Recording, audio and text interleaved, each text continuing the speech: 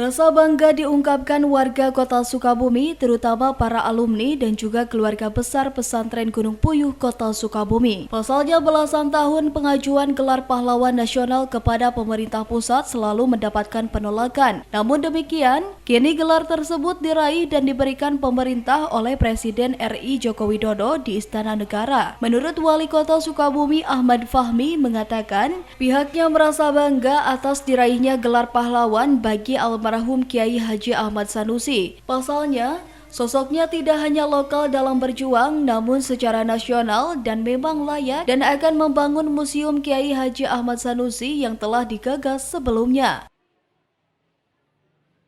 Ya, bagi kami pemerintah daerah tentunya menjadi sebuah kebahagiaan dan kebanggaan karena pengusulan ini sudah beberapa kali dan beberapa kali pula tertolak. Alhamdulillah pada saat ini usulan penganugerahan gelar pahlawan nasional ini bisa diterima oleh pemerintah pusat, dalam hal ini oleh Pak Presiden.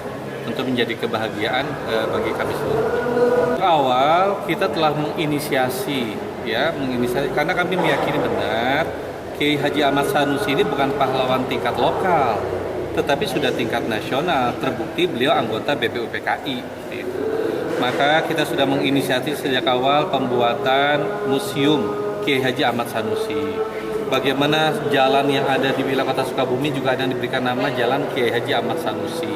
Ada terminal tipe A yang juga diberikan nama Kiai Haji Ahmad Sanusi. Ini bentuk bagaimana pemerintah sangat berkomitmen sejak awal untuk mendukung beliau menjadi pahlawan nasional.